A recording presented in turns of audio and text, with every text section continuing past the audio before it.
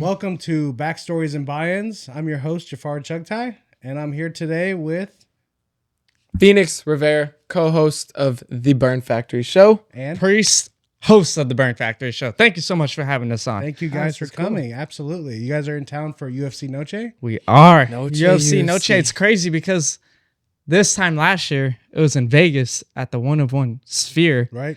And now we're here in San Antonio. Yeah. It's crazy. Feels right, though. You know, because there's a big Hispanic culture, we have you know, a 60% here. Hispanic Exactly. population here. So, yeah, it fits. Yeah. I mean, you think about the Sphere back then, it was, you know, a lot of celebrities and different things like that. But for Noche, for what it is for a fight night, has to be in Texas. I was hoping it was going to be Guadalajara because it was going to be there for a second. I mean, how can you beat that? Yeah. San Antonio, it's an okay second try. They got to keep it here in San Antonio, I think. I kind of like it down here. That would be cool. That would be cool if it was every September. It was a thing. That'd be nice. Like a reoccurrence. But Guadalajara would be super cool. I hear that they're building a huge new arena over there too. So that'd be cool. Or Mexico City, maybe. Mexico City. I don't know. There's a lot of cool different things you can do. Back in Vegas at the Sphere again. I'm glad they've carried it on too. Because the first Noche was just in Vegas and it was just, you know, Mexican independence. Yeah. And it was Alexa and Valentina, but now they've kept the train rolling. I think they're building something here. People agree. are super excited. It's kind of like that one fight card that, you know, everyone gets super, super excited for, whether it's a fight night or if it is a pay-per-view. And then Marab. Remember Marab? Yeah. Pretend he's Mexican and all that. That was great. Marab's a character. I love Marab. Marab's awesome. Talk about a guy that embraces his character. Yeah. Like, I think he's genuinely himself. Like, if you put Marab on a camera and then you start talking Marab down the street, same exact person. Yeah. And his style, too. He's like that one kind of dominant grappler that actually is interesting. You know, he pushes the pace. Been able to use grappling and striking the best I've ever seen it mixed together. It's like grapple, strike, grapple, strike, grapple, strike. It's like back and forth, so you're confused. You don't know what's happening. Yeah, his pace and pressure, man. Yeah. You just see he just exhausts people. Especially like someone like Umar, you know, who's trained with Habib, who's trained with Islam, and his constant pressure to see him go like the fifth round's the first round. That was an amazing fight. That was a good fight. Yeah. Did you think he won?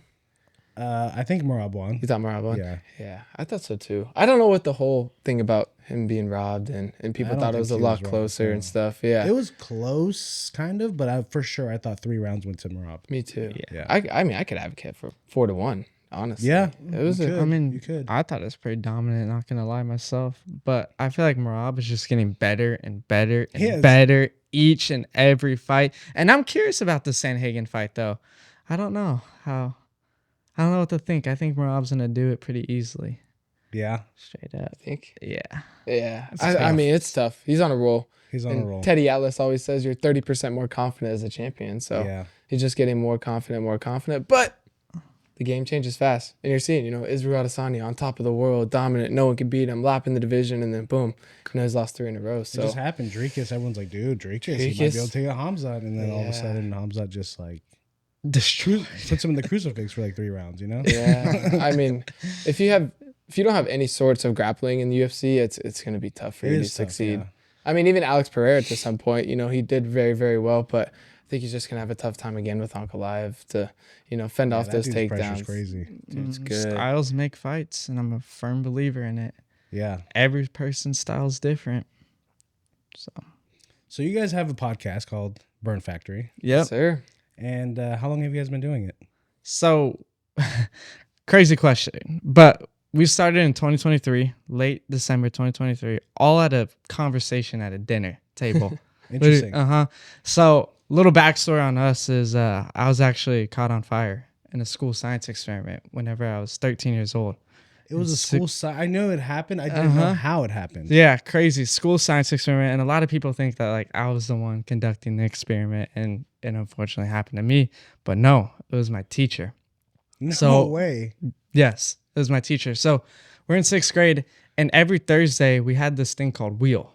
So Wheel was you do all of your electives. So like PE, science, like music, football, like whatever it was. And science was like the last class of the day on Thursdays. Week before school was out too, before summer vacation. And she's like, hey, we're going to be doing this science experiment. It's called the fire black snake. It's supposed to be this carbonated snake that's supposed to form from this fire. So she's like, we got to go outside to do this. We all walk outside. There's like about 15 of us, and we all sit down in a semi-U like circle. And she goes out there and she starts like lighting the experiment, and it's not working. So she grabs rubbing alcohol, and you never ever dump rubbing alcohol into a fire because it can explode. Sure. She grabs the whole bottle, dumps it in, and for no reason, she just thought just thought it could get the fire going. But instantly exploded. And I was like, we were all 10, 15 feet away from her. We weren't even close. And I was the only one. No way. Only one that got hit. And I had kids literally right here and right here. And I just remember, it's kind of crazy because like whenever something traumatic happens in your life, you kind of blank out. Your brain does a really good job of not processing like that split second. Sure. And only thing I remember is all the girls and guys in my class saying, "Oh my gosh, Priest is on fire. Priest is on fire." And I was running around, hitting like my hair, trying to like take off all my clothes. And I was wearing a jacket, and that jacket was gone. I had no idea what happened. The rubbing alcohol went all over it, I'm sure, like with fire. Yeah. And the crazy part too was there was sand inside, and the sand exploded, and it got all my eyes. Sand inside of the jacket? No, inside of the experiment. So the science experiment had sand, baking soda, rubbing alcohol. So when it exploded, it all shot out towards me. That's I was crazy. Immediately rushed to ICU burn clinic. And we were in San Diego at the time, and San Diego is known to have one of the best burn units in the world. Was given a 50% chance to survive. No way. Because at 13 years old. At 13 years old. Because with burns, the swelling continues to swell. And they're worried about my breathing stopping. Oh, so I was burnt all down my left side of my face, down into my neck. And hearing that as a 13-year-old kid, you're like, oh my gosh, like, I'm going to lose my life. Yeah. 13 years of my life, and boom, it's gone. But you could either sit and dwell in the moment or be happy. And we love golf. We're competitive golfers, and in the hospital, all hooked up to all the IVs, still trying to smile, but my face is so swollen I couldn't even really talk to anyone. I was just saying, hey, go get my putter. And all hooked up to everything. I would get up out of my hospital bed, and I would go putt golf balls into a little glass jar. In the hospital? In the hospital bed. And I called that my burn moment. And a burn moment's a super hard time in life where you have to fight and overcome that gets you to where you are at today.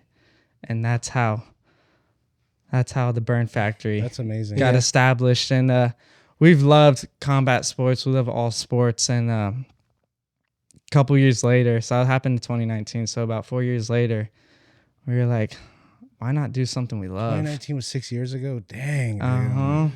6 years ago, but feels like it was yesterday. Yeah. It was a crazy time because I mean, him as my brother, you know, and he's young. He was 13 at the time. I was 16. And I'll never forget, I was actually out on the golf course, ironically. And I was with my friends, and I got the call from my dad. And my dad's like, hey, your brother had been burned. And I was like, oh, okay. Like, he's in 6th grade. What could have happened? A hot glue gun or, you know, something like that. And he was like, no, like, they might fight for life him.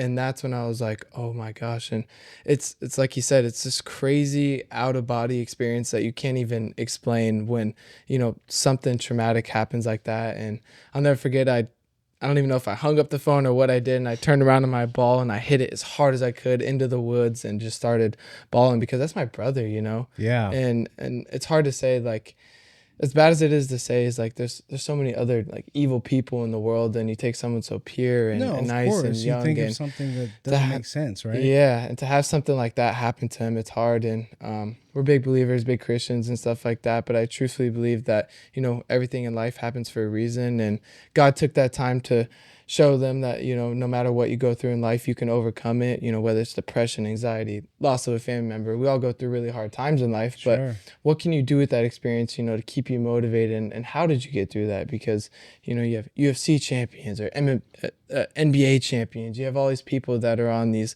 you know, high pedestals, but they all go through the same stuff too. So if we can be the voice for, you know, everyone out there that, you know, every single person goes through hard times, but you have to get up, you have to keep fighting, and that's how you're going to get through it. That's so true. That rings true with me too. I mean, there's been times in my life, and I just thinking about, obviously I wasn't burned or anything, but there's a portion of my life where I couldn't walk for 6 months because I had such a bad, my L5S1 has herniated so bad that it was pushing on my sciatica, and I had to use like a cane to walk. And I just went through intensive physical therapy, and I could barely get to work. Like people would go to work and they'd be like, "Hey, here comes Jafar." And I owned it was a car dealership that I owned, and it was in 2019, and I was just walking with a cane, and thank God, but I didn't have to go through surgery, and the intensive physical therapy worked, and slowly after 5 months I was able to walk and get back. So yeah, I mean, you have to, as bad as those moments are, you have to keep pushing. Oh, absolutely. You can never sit and dwell in the moment. Yeah. And I mean, that's something that I've learned and I've taken into every day. It's like you never know what can happen in life. And I feel like it's so hard to get busy, wrapped up in life, and constantly going like, what's next, instead of just being in the moment. Enjoying like this right here talking. You never know, we can go outside and something can happen or in the future. So just to never take a day for granted. Of course. And that's something that I feel like we can all learn from. And and I'm super blessed that I went through something like that, because now I understand how important life is. Yeah. Being on the verge of almost death, to losing my life, to being here, it's very special to me. Yeah, of course. That's amazing. But it's pretty crazy. So everyone's like, oh my gosh, like you couldn't even tell you were like caught on fire. Yeah, you really can't. No, thank gosh. I'm telling you, the best doctors in the world, I promise you. UCSD Hillcrest, you guys are amazing. Thank you so much for saving my life. But so I had 8 surgeries over the week and a half I was in the hospital. And every surgery I would go under, they'd put me to sleep, and they would like shave the burnt skin, do, right? And they have to shave it until they get almost to skeletal, where there's no more burn in the face. So I do that 8 times, I think, over 8 days. And the final surgery was, they called my parents in, and I was obviously in the hospital room, and they're saying, hey, we have 24 hours to make a decision. And my parents like, what is it? And they go, we want to do the first treatment. He's the perfect skin color. He's the perfect age. Everything's giving us the green light to do this. Let's do it. And my parents they signed instantly, like without any hesitation. Yeah. So the next day I go in, and they're saying, hey, Priest, like, you're going to do amazing. Like, this is going to be a long one, but like, just know, like, you'll be good. So I go under. It's about 4.5 hours of surgery time. And once again, they shaved me down, and then they took amniotic fluid, which is from like a pregnant girl, like the fluid around a baby when a girl's pregnant, and pure silver. And they wrapped it on my face, and they wrapped me up like a little like Teletubby. Is that what they do with when someone's burned? Yeah, typically like at that stage, that's what they'll do, but not this surgery. I don't know what they've done in the past, so this is the only thing that I knew. Yeah, so he was the first one to ever have this surgery. This surgery. Yeah, it was the very, very first of his time, and like Priest said, they said that you had to make it, a decision instantly, whether to do it or not, and then that's when they did it. And that's when they did it. So I had to be wrapped up in a Teletubby for about 8 months, and I could not go outside. Way. So it was your mouth? You could eat, obviously, right? I could eat, but it was so hard because the way that like the foam was cut, because it was protecting, I always had to like pull it to the side to eat food. And it's rehab. Yeah. Rehab was like the toughest thing to do, and unfortunately me, like, that was probably one of the most hardest times, because I'm 13 years old. I'm going out in public eating at these places, and I have little kids just staring at me. Of course. And it's just like, gosh, like, why me? Like, yeah. I would say the one testament to him, though, that was pretty crazy, because I put myself, like, if that would happen to me, is like the first day when we got out of the hospital, my parents like, hey, we can go home and order food and just relax. And he was like, no, I want to go to a restaurant. I think we went to like Hooters or something. Yeah. Oh, cool. Yeah. Went straight from the hospital right to Hooters. Straight from the hospital. And he first day never out. was, embarrassed or scared. He would always order and, look people directly in the eye. And I think it's kind of a testament that no matter what you're going through in life, you have to, take it on. You can't shy away from it. You can't be scared. You have to embrace like where you are in every single moment. And so for me, it really shifted my perspective in life of how like you just got to embrace everything you go through, no matter if it's good, bad, ugly, whatever. Just embrace it. And I think that's how your life can be changed most. Do you guys believe that everything happens for a reason? Oh, absolutely. 1000%. Yeah, absolutely. I mean, if that doesn't happen, we're not here talking to you. There's just so many little things that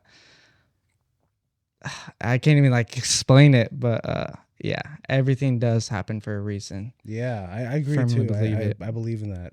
I believe that God gives you things that He knows you can go through, and that's how you're tested and you're pushed to know what you can and can't do in life. Absolutely, you can do amen. anything. You'll put your mind to. Amen. And I firmly believe that God put me through that experience not only for myself, but to help other people. Sure. And that's the biggest thing is, and I actually created a foundation where I go and install putting greens at hospitals. That's awesome. So they can have something. Something that they can have, because being trapped up in there, like, it sucks. Yeah. It's one of the worst things, and I hope no one ever has to go through something like that. But just being out there and being able to go get fresh air and just a smile, like one smile can change your whole mood. Yeah. That's amazing. So Such I did an that. Amazing story. Thank you. I appreciate it. And blessed to be here. So from there you went and that's like how the Burn Factory was created. So you were at dinner one time and yeah, so we were at dinner just in San Diego and kind of had a love for all sports. Grew up playing basketball, hockey, football, golf, everything. And we were like, why not start a podcast and help use my story to help inspire people? And there's so many untold stories that these athletes go through that they've never talked about, and something that we love, and we're like, hey, let's go all in on it. Yeah. So that's kind of how the whole Burn Factory started, and then kind of the next steps was just trying to get that first guest and trying to put the show together, trying to figure out where to film. Luckily, we had a guest bedroom in our house in California at the time, and threw up some cameras in there and just started. Who was your first guest? Crazy. You can tell the first guest. So God bless Sean Porter. So I'm not sure if you're familiar. Sean Porter was I believe he was a 3-time world boxing champion, Hall of Famer. And he was actually our very first guest, and it was through a friend of a friend of a friend. And at the time, I don't even think we had our YouTube channel up. Yeah, we didn't we barely had an Instagram. Maybe we had 15 followers from friends or whatever, and no posts and things like that. And everything that we've done is always try to be like professional, from an itinerary sent, the story, the run a show, different things like that. And so we took pride in being professional. So we sent it over to him, and he looked it over, and then maybe a couple hours later he says, okay, like, I'm good, I can come tomorrow. And he actually flew from Las Vegas to San Diego, California. Yep, flew from Las Vegas to San Diego, California, filmed with us. We had an amazing show, and we ended up putting in our backyard after a while, just chopping it up. And one thing that he said that I'll never forget is, like, when I read the story and I saw what you guys were about, he said I couldn't say no. Yeah. I could not say no to someone that's been through that, and something that's so relatable. And actually, even in the episode, he talked about when he won his second title, that was one of the darkest times in his life. No way. He had all the money, all the fame, fighting on HBO, he was the guy, and that was his darkest times. And it was really cool to see from the very, very first episode that people go through really hard times in life. And you might think that they're have the greatest life and they have all the money and have all of this, and that really showed me that we're all human, we all go through hard times, but you have to keep pushing and keep motivating to go through, and that's something he taught us. So God bless Sean Porter for that, because he gave us our start when we were nothing. And it was cool, we actually had him on the show a couple months ago. Nice. And it's came kind of full circle since then. Cool. 2 years in and stuff. So he was our first guest, and we just try to go ham and get as many people on and really build good relationships. We always say it's not ROI, it's not the return on investment, it's the return on relationships. So Sure, how do you build the best relationship with your guests or just people in general? I think that's one misconception that people have in society now. It's like, hey, how am I going to get my investment back, whether it's money or time? And I don't think it really comes from that. I think you're going to build a solid relationship. It's going to pay you tenfold of what you could ever imagine. That's good that you mentioned that, because that's kind of what I think as well. I think having this podcast that I'm doing, sure, it costs money. Sure, I'm like asking people to come on and stuff, but at the end of the day, is like I don't care about the money. Yeah, I'm caring about the relationships I'm making, and I'm caring about making impact on on the audience. Sure, and that's what it's really all about to me. Yeah. And you meet some super dope people. And you meet some really cool people in the process. And hear some good stories too. That's the coolest part, you know. Yeah. People always have stories that are untold, and to hear those and to see them, and it's the best part about it, and it's freeing too. You're having a simple conversation about whatever it is, you know, sports or life, and it's really cool to see that people, you know, watch and they can take something from that. They can learn something. They can be motivated. They can be inspired and stuff. And so I think that's probably the coolest part of what we do. Yeah. So what would you say to someone who's starting their podcast for the very first time? I feel like in any type of business, at the end of the day, we're in a business, podcasting's a business, and do not be scared to go after something you want. And don't be scared to take the first step. Yeah. The first step is the biggest, and I feel like a lot of people are too afraid to take that first step to be successful. Sure. And yes, it might cost you everything, but if you get through that, it can be the greatest decision you've ever made. Yeah. And it was hard. Like the behind the scenes it's hard. And you've seen it. You started a podcast. It's hard. It's hard. In any type of business, it's hard to start, but just don't be scared. That's like the biggest thing that I can say. Mm-hmm. We have the saying that some will, some won't. So what? Who's next thing. So some will, some won't. So what? Who's next? And it's always been that mentality. People are going to say yes. People are going to say no. People are going to blow you off. But so what? You got to keep going. You got to keep fighting. And I think on top of what he said, the biggest thing is asking too. I think 100%. Society now, a lot of people are scared to ask. And I don't know where that comes from. I don't know if people are, you know, insecure things, and whether it's, you know, asking people to come on the show or asking for help. And I like to share the story sometimes. It's kind of funny. But so back when we lived in California, we lived in Colorado at the time. And we were visiting California for the first time. We've been through a lot of states. We traveled a lot out there. But so yeah, we're living in Colorado Springs at the time. Okay. My parents take us to California for the first time. You know, we're young. We're maybe 8. I was maybe 10. He's probably 8 or somewhere around that. And we're like, okay, we're in LA. Let's go to Rodeo Drive. Like we've always heard about Rodeo and the stores. Bunch of Colorado kids. We're like, hey, let's go to Rodeo Drive in California, the most wealthiest part. Yeah, and our parents are like, okay, but don't touch anything. Don't touch anything. Like, don't touch anything. Don't go to any stuff. Oh man, this got to be 2011. Yeah. Maybe. Dude, I lived there in 2011. Oh really? Okay, no kidding. We probably walked past you. I lived in Brentwood. Oh, okay. Brentwood. Okay. Yeah. Nice. Yeah. Wow, small world. California's awesome. Miles in my mid-20s. Yeah, right. And we're little tiny kids walking around. But so we actually end up going into this watch store, and you know, you see the cases from the outside. It's diamond Rolexes and you know, all these different watches. And so we go in and we're kind of looking around, and my parents are like, no, come on, let's go, let's stay out of here. And so Priest at the time, like I said, he was maybe 8 years old. He walks up to the case and he goes, Dad, I want that watch. And my dad's like, no, come on, let's go. Right. No, we're getting out of here. And he goes, no, Dad, I want that watch. And about the time the guy, you know, they're all in tuxedos and white gloves, you know, and security. The guy kind of starts walking around and he goes, son, which watch do you want? And he goes, that one.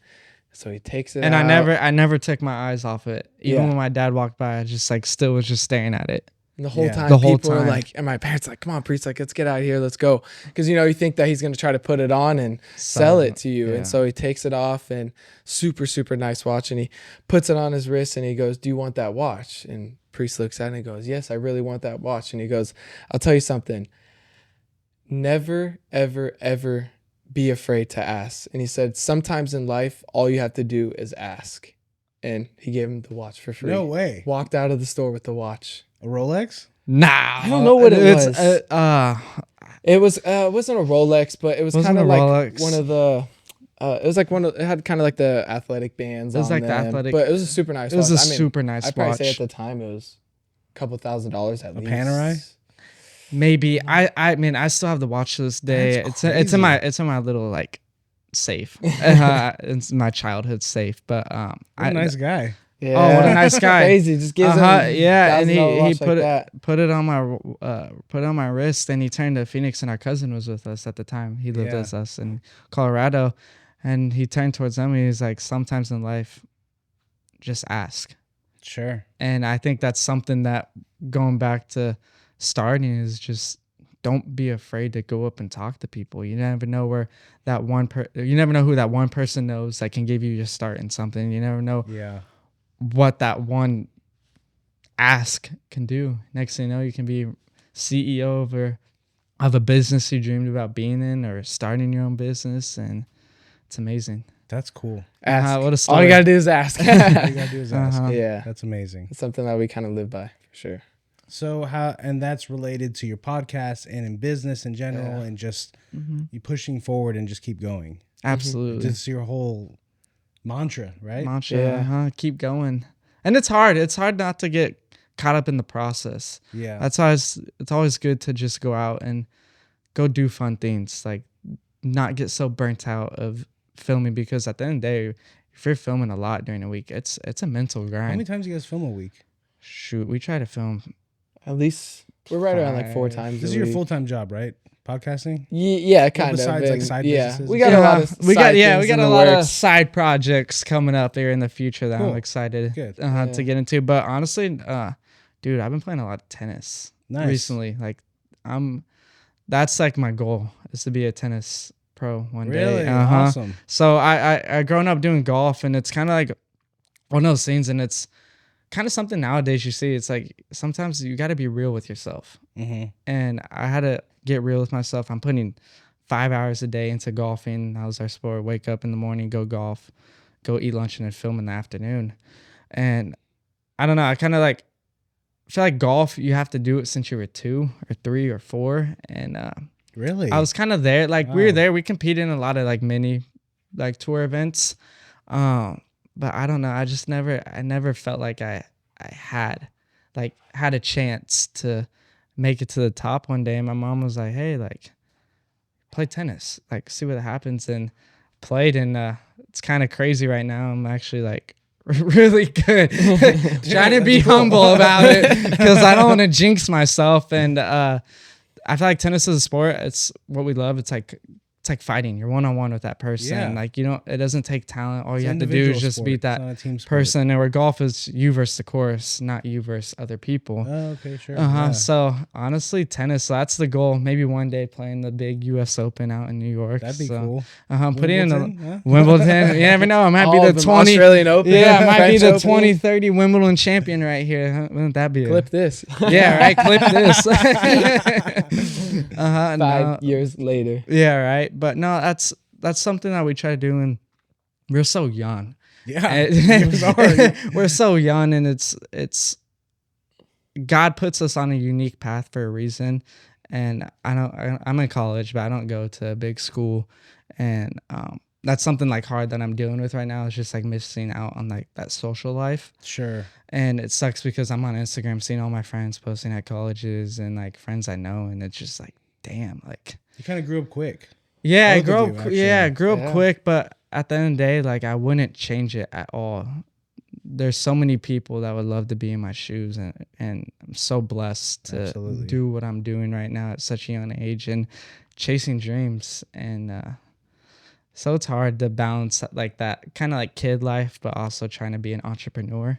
Yeah. And that's something I'm doing in tennis and golf, still golfing all the time.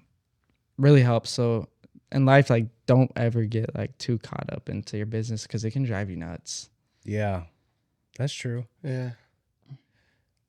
It's funny, yeah, because I don't know, society's put this norm of, work, which is really, really good, and you have to be dedicated. And you have to be put the dedicated. effort Yeah, in. like You it's almost not have to be a easy. little crazy too. You Yeah. see a vision way before anyone else. You saw this vision way before anyone else did. So, I think if you can work and put the time in, but you also have to have a balance and do what you love too. Don't do something just because you have to. And like Priest said, we're blessed to be able to do what we do, and but do something that you love, and that's going to give you that added fire to like keep going and keep driving, and something we're kind of actually working on the side, and I guess it's kind of the first time we talked about Yeah, this. first ever time. It's kind of Clip announcement. Clip this. Clip this. So we're actually going to open a restaurant in Las Vegas. Dude, amazing. Yeah. So What type?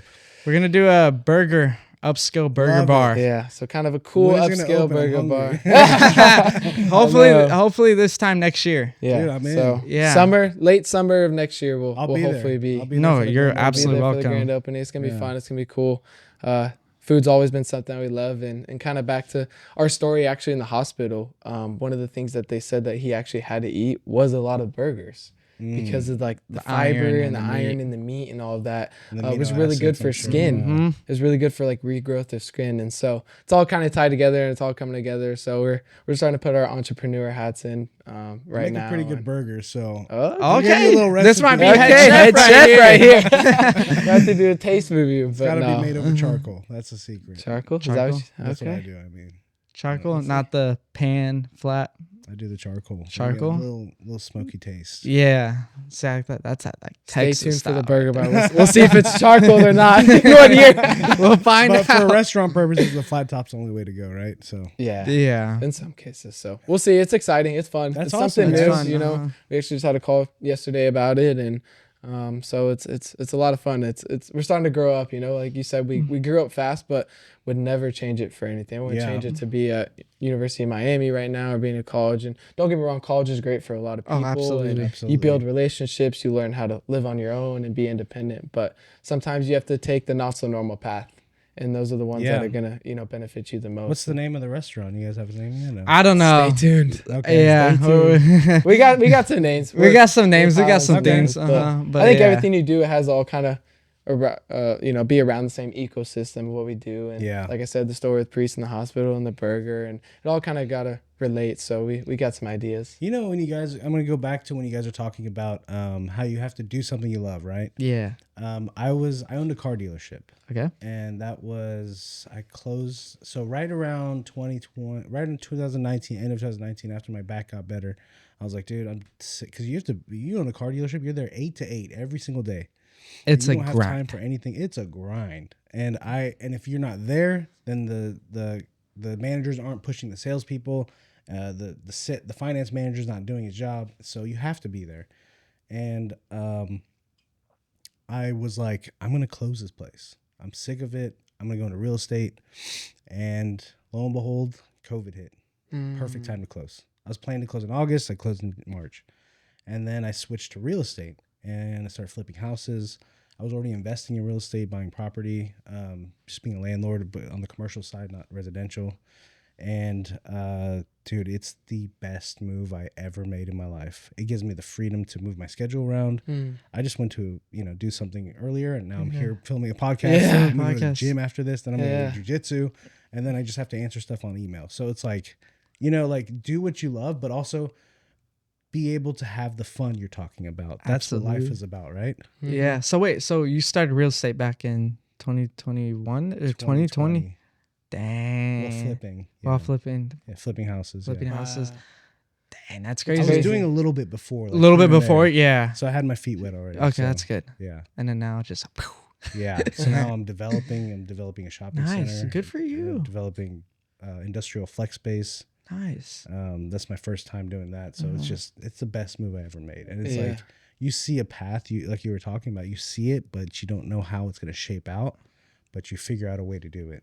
You take the Yeah. leap of faith too. Take the leap of faith. Sometimes people don't want to do that. They're too scared and they don't want to be vulnerable and get outside your box. And I think that's one thing that people need to start trying to do is, push yourself out of that box. Take that leap of faith, leave that job or do this, do what you love. Because Yeah. if you're not loving what you're doing, then why are you doing it? Yeah.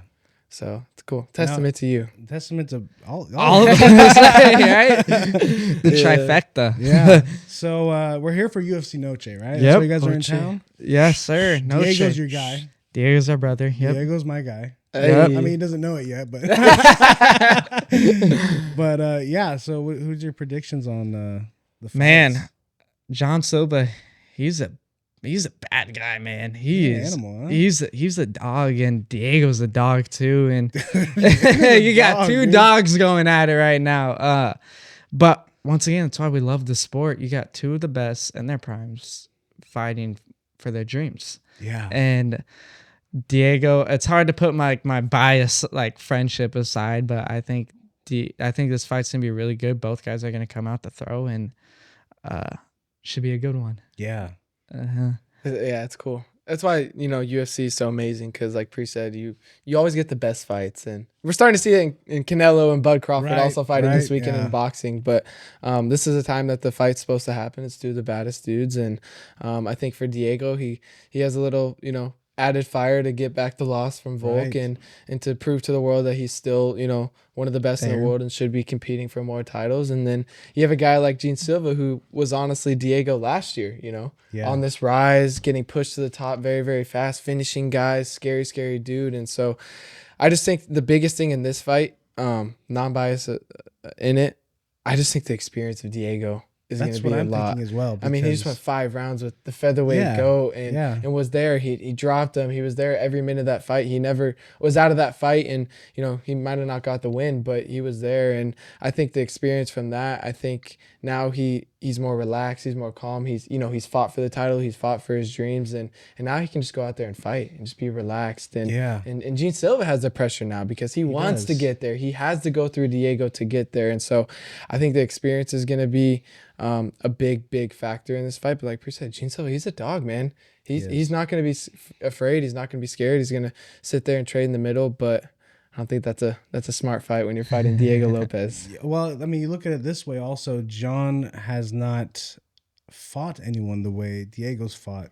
I mean, he fought Movzar. He fought, the competition level is different. Like, he's fought the who's who at featherweight already. So it's like, and John has Bryce Mitchell, right? Yeah. And Bryce went down to 35 now. He's a smaller guy at featherweight. He also lost to Josh Emmett. But I also think Jean got in his head pretty bad. Yeah. I don't know for sure anything. Bryce talked about having nightmares and did he really? Yeah, all this stuff that's right. about he was it saying he's like the devil into this stuff. fight. Yeah, saying he's the Lord and all this stuff, and that's something that Diego's not scared of him. No. I don't know. I'm sure you guys have seen the clips out there about the escalator. He just stared him down, laughing, and John's trying to build up the fight, and it's business. I understand that, sure. But Diego will. I can promise you, will not be afraid of him. Yeah, I on agree Saturday with that. I couldn't see Diego being scared of anybody. Nah. When you grow up like that guy has grown up, and it's crazy to see. And we actually, we met Diego before he's in the UFC, and nice. He's been through a lot of hard times, and he had 4 chances to make the UFC, and every time it was something came up or he lost a fight, and he just never had that opportunity. And finally he got it with Mosfar, and he took full advantage of it. And it's been a crazy thing. And I think for Diego, the blessing in it all is like his life has changed forever. He went back to Brazil. He bought his parents a floor and a roof, just basic things that like we just get every day. We're thankful to have it, but things that that they don't have there. And he's able to change his family's life. He's changed our lives, everything like that. So he's a very, very good guy, very huge heart. He loves everyone, takes the time to meet every fan, and I think it's something that you can't buy in a fighter. That's amazing. I actually met him before he made the UFC too. Oh really? Okay. So I don't know if he remembers this, but it was at New York.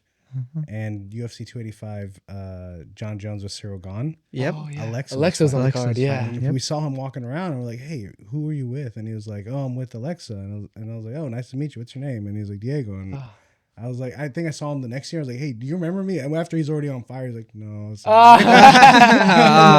okay. It's okay. I've seen him here at Fury because he comes. Yeah, he comes to Fury. All Fury fights. Yeah, in San Antonio, Houston. Yeah, so he's here a lot. So yeah, I mean, he's one of our guys. Yeah. We like him a lot. Yeah, a very, very nice guy, very good guy. And I definitely think he has every attribute and every characteristic to be a world champion. And I think Saturday night he's going to prove it. I think he's going to finish him. I think he's going to go out there and do it, put on a great performance, and hopefully he'll get another crack at Volk. But if not, continue to knock him down. But the whole card is amazing. You know, you get a lot of opportunity for guys to, you know, build their name, build that stardom. You have the Kelvin Gaslams of the world on the card, but he's trying to come back. And but even guys like a good friend of ours, Santiago Luna's making his debut on 10 days notice. You know, great fighter, undefeated fighter. So it's cool to see like this cards because you have the vets on them, you know, headlining and things like that. But it's a really big opportunity on a big card to make your name and to show the world like who you are. And so that's what I love about the sport. You're getting new stars every single day. You do. That's the thing about this sport. It's like basketball or football. You have your Tom Brady's, you have your Michael Jordans, your LeBrons. But this sport, to stay on top, you have 4 years max. It's such a difficult sport to always be number one at. There's so many ways to lose. It's just, that's why I love it. Yeah, no, there's so many ways, and you just gotta like, and it shows you gotta respect the people like Volk and Adesanya to have, and John Jones have all these title defenses. Yeah.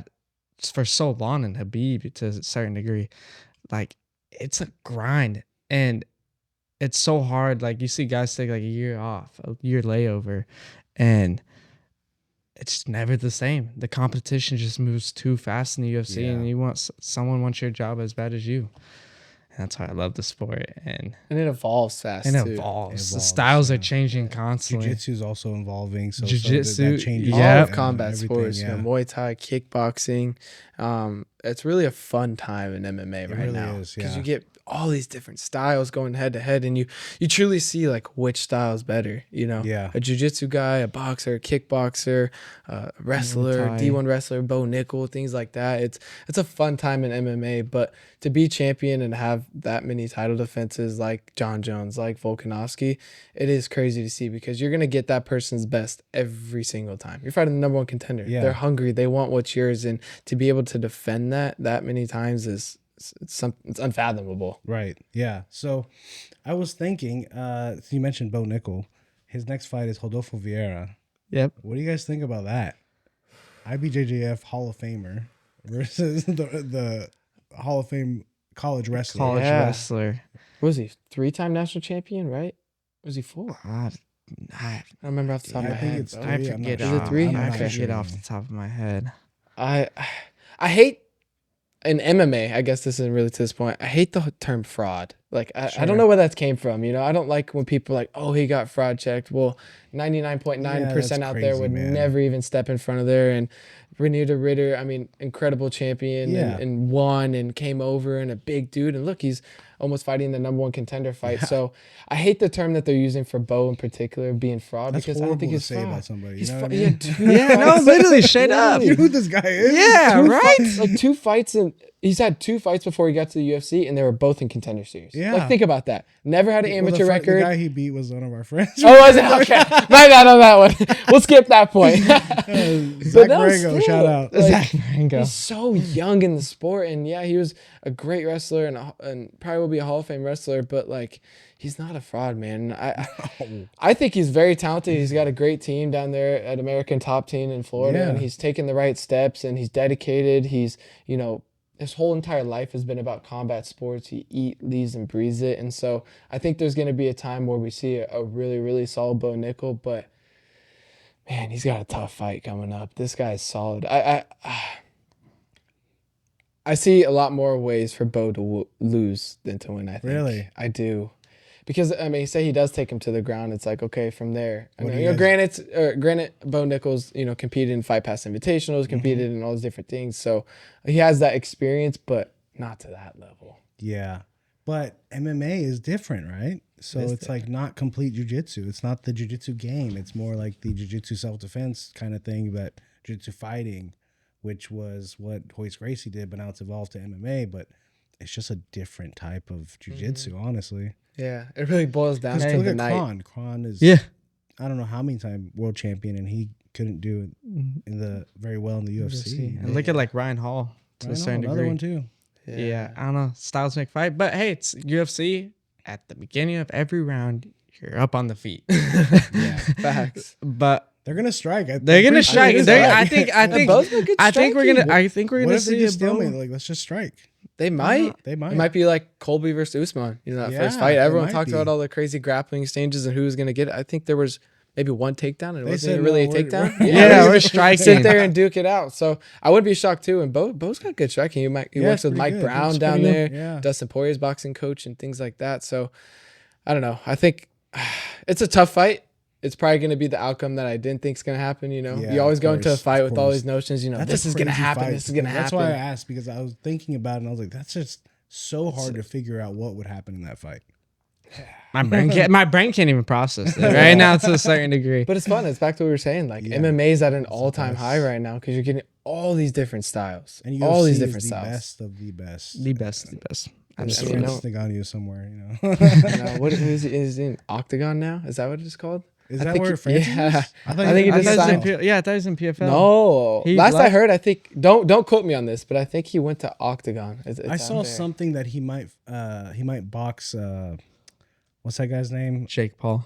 I'm kidding. I'm That'd kidding. be funny. The guy that fought Tyson Usyk? Fury. Usyk? No, the other guy. Oh, Joshua. Oh wait, No, the no. other No, the other guy. Deontay Wilder. Deontay There we Wilder. go. I couldn't think I of had his it in name. there somewhere. I did see actually that come across not too long ago. I saw that might be a thing. Yeah. That'd be pretty good. Hopefully we start seeing some good boxing fights. I mean, as we Yeah. mentioned, With Canelo Dana, versus Crawford with this Dana weekend. getting in That's it an now, amazing no? fight. It's a good Who fight. you Co-main think's- Who event. you guys got on that? I think Bud's gonna do it. In all Canelo. honesty, Really? I'm hard on Canelo, man. It's back to what we were Bud's saying a about big Diego. dude. Big Bud's a dude. Bud's, big dude. I mean, Bud is old too. Like people forget he's 37. How old is He's Canelo? 34, Okay. 35. I mean, it's 2 years, but still. But that's a big that when you hit 37 or 38. Exactly. 39 is really You're not as big, fast. Your reflexes aren't there, and it's kind of back to what we were saying about Diego. I just think the experience of Canelo. You know, he's fought the best of the best every single fight, and he's gotten the best of the best in every single fight. Everyone's always tried to take it to him. Except And David Benavidez. okay. But maybe we'll start seeing that fight now too. That would be Now that'd be a that would good be fight, amazing. man. I don't know. It's just a weight thing. It's hard because, like in the UFC, you kind of stick to your weight. Obviously, you Yeah, have the boxing people is that like you go. I mean, Look Canelo at went all the way Canelo. up to like super middleweight at one point, Yeah. and now he's back down. And but Biblical. boxing's at a Yeah, good that was team. a crazy fight. That was a good fight. That was a crazy fight. He lost that fight He too. did because he's so much Biblical. bigger. But he's bigger, and that's why I think Pitbull's the size. crazy. I think Bud's coming up 2 weight classes for this fight. Is he? Yeah. Interesting. But it's all back to what I said. If we see the Terrence Crawford that fought Earl Spence, Yeah. this fight would not even be close. I don't with see that guy Canelo. losing. Yeah, That guy. that Crawford. Well, when was Crawford's last fight? Oh my It gosh. wasn't it Earl Spence or no? I Did he think- have one after? I want to say he's had one more. I think he's had one more, but if don't quote me, I think he'd had one more. I need a think Jamie. so. I know. Well, Yeah, Jamie, can you Jamie. pull it up? No. Yeah, I don't. I want to actually say he think does have. I want to say he's had one more fight, and then Did now he? it's this one. Yeah, He might have, but I thought there was the whole thing with the rematch clause with Earl Spence, and then that never came to fruition. yeah. I don't think Earl Spence won. End of the day, we're getting Canelo. Yeah. We're getting Bud. Yeah. It's a great fight. It's a fight that's supposed to happen. I'm glad it's in the time and boxing in the past. You've seen Manny Pacquiao fought Mayweather 5 years after it should have Yeah. happened, and Out of his now prime. you're kind of getting something. Maybe it's at the tail end of their careers, but still, they're in their primes. They're great fighters. And crazy event. Where you guys there's- watching the fight at? I don't know I yet. don't know. It just see. depends on Depends like what what time the happens. fights get yeah, done. what Yeah. happens So after. I might be hanging out with Daniel Donchenko. Yeah. Oh, really? Yes, to Oh, watch the nice. fight somewhere downtown. I don't know. Yeah, We'll figure it I'm out. sure Yeah, there'll no. be a bar playing Uh-huh. it or We something can- like that. Maybe we can all go watch it. Yeah, it'd be cool. Yeah, Uh-huh. it's gonna be a good fight. I mean, the whole card too, and the co-main you have Callum Walsh. Yeah. Yeah, he's good. Dana White's He's guy, really and His then you have prodigy. Fernando Vargas Jr. Son Yeah. of a Hall of Famer boxer, and his brothers are killing it in the boxing game right now, and so it's cool. I feel like everything Dana White touches, it starts to become a little more competitive. People are willing to put their egos aside and say, you know what, I'm gonna fight you. And Yeah, we're he gonna see gets who's the best. he was a boxing promoter originally, and then he went to the UFC and promoted UFC to where it is today. And Yeah. you know what I mean. So Put on great I fights. think Who do you got? boxing went a different way, and UFC went up, and now he's trying to bring it back. He's trying to bring yeah. back up. Who do you got? On Canelo. I have Yeah, Bud. Yeah. Really? Yeah. My guy. I'm hating that. I thought I was gonna one up Priest on this one. He's gonna knock him down. You think so? I think so. Yeah. That's crazy. I mean, everyone's got a chin till they don't. Yeah. And it just takes But one. it could be the other way too. I can make an argument for the other way. Bud's had some tough fights though. Yeah. I mean, think back to Sean Porter, who we had on our show. He had a very, very tough fight against him. He ended up putting him away late, but I mean, he was down in that fight. And so Bud's been shown to be beatable, and so is Canelo. Yeah. You know, that's why it's fun. Canelo has losses, Bud has losses. And it's a good fight. Whew, I can't wait. Winner gets David Benavidez, my guy. Yeah, I like that. No, I like that. I think that should happen. Yeah. David. No one wants to fight him. That's a crazy thing. No one wants to fight that guy. No one wants to. Everyone's scared. Jake Paul. Nah, he would never. Shoot, speaking of Jake Paul, we got Jake Paul and Tank. What is going on? Yeah, what is up with boxing, that? right? Well, like, just as boxing's getting difference. good, then it just has this thing. Not saying, okay, Jake Paul is a boxer. I would give boxer, he's a great boxer. boxer. He's a legit boxer. But if he wants to make before I go into this, I understand it. It's a money game. Whatever you do, make the most money. Great for Jake Paul. Sure. Like, I'm sure he's getting more money to fight Tank than he would if he fought a real like champion in his weight class. Yeah. So respect to that, but fight like a legitimate boxer where you can get that WBC. I've seen enough. Give him David. Yeah. I've seen enough. Yeah. No, honestly, like that would be a legit fight. That would the same weight class. Same weight class. Yeah. Throw a little title on the line. You have to respect him though. He lives the life. Dude, he's a boxer. Like he's an athlete. Like he's good.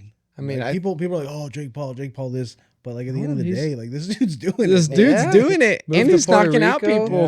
Yeah. He puts the sacrifice into it. He does. And that's what you have to respect. It's not like he's going out there and just dilly-dallying and not cutting weight. Like you can tell that he actually trains hard, cuts the weight, he lives a life, he lives that fight life. He is a fighter. So you have to respect that, and I respect anyone who gets in a ring or an octagon. It's a hard life. People don't like doing it because they just rather go to the gym and just like lift weights or do cardio, but doing a combat sport is a whole different ball game. It's different. And it's especially doing that over and over again as your workout. It's like, or just as professionally, it's just like, jeez.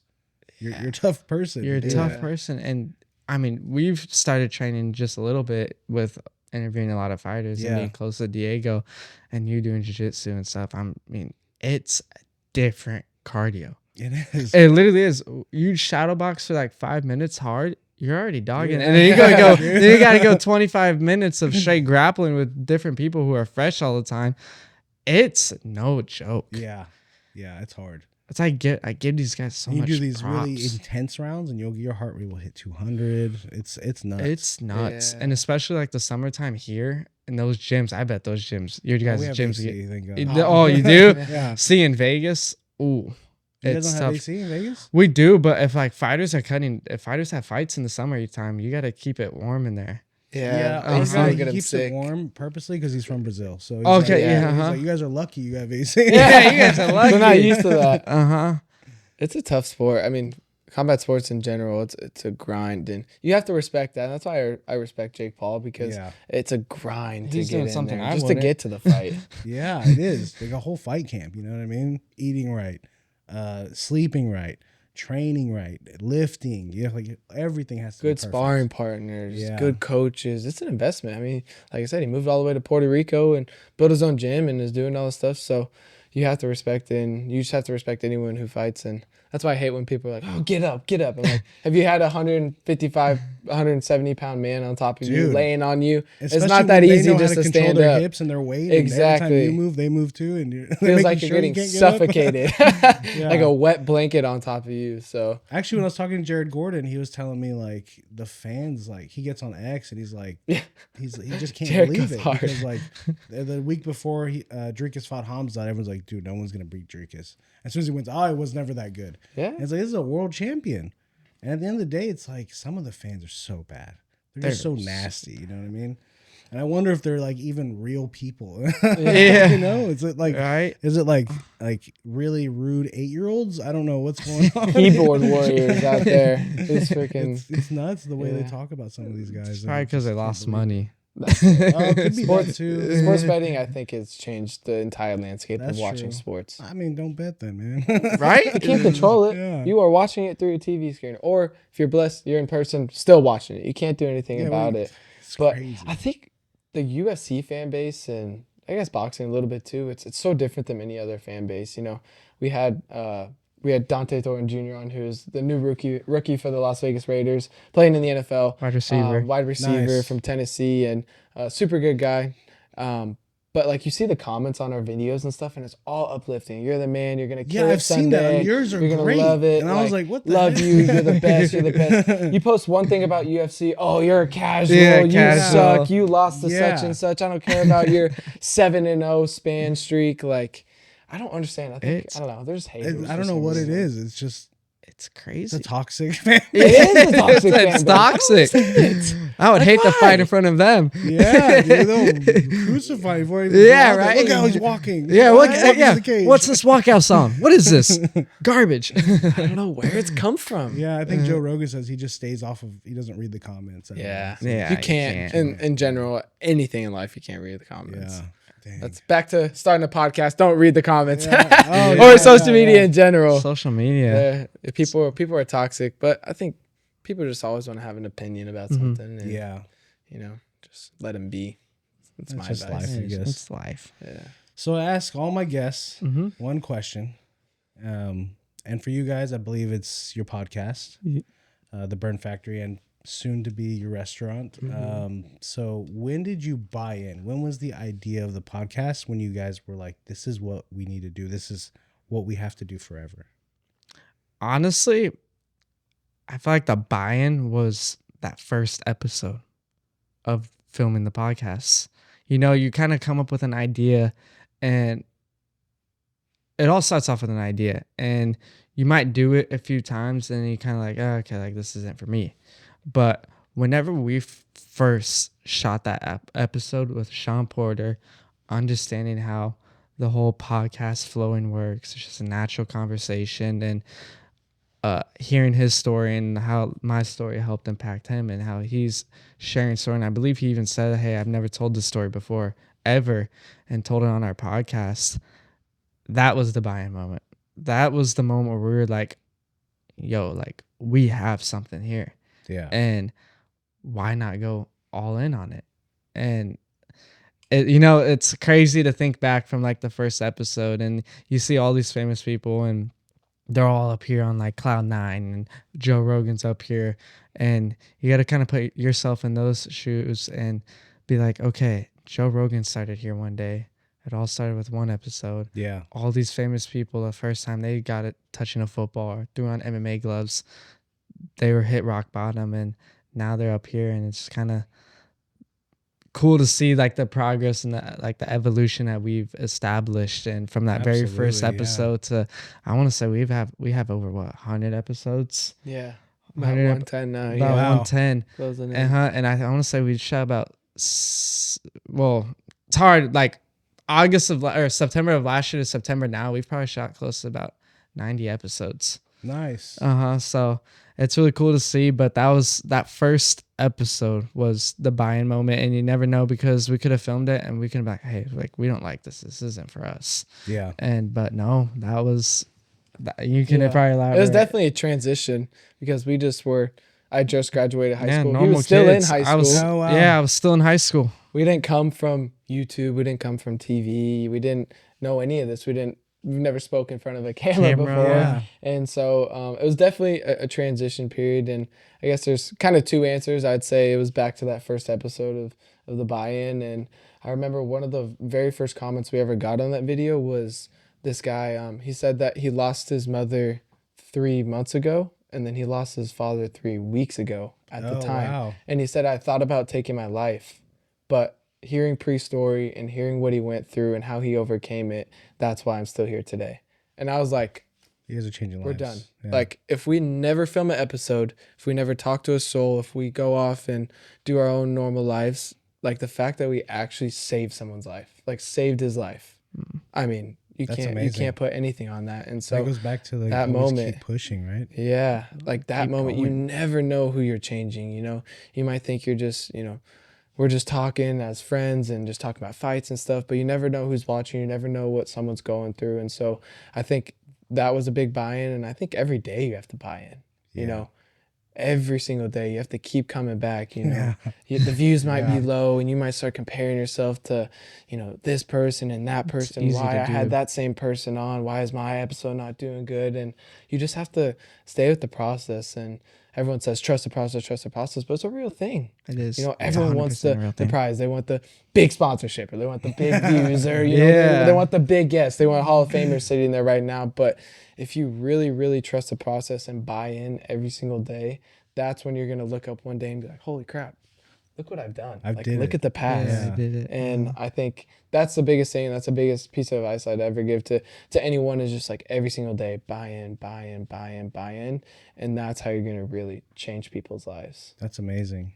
So this is I mean, for someone starting a podcast, you guys gave so much value to in this episode. I hope so. I hope. We're still learning every day. Even if they're not UFC fans or combat sports fans, like it's just, this is a podcast for everyone. That's what I love about it. Yeah. And I mean, it's easy for us to get up here and talk about like certain things, but like going back to day one, it sucked. Yeah. Like it really does suck. And we're not up here because like we're super blessed. I can't say it enough to be in our situation, but we've started just like everyone else.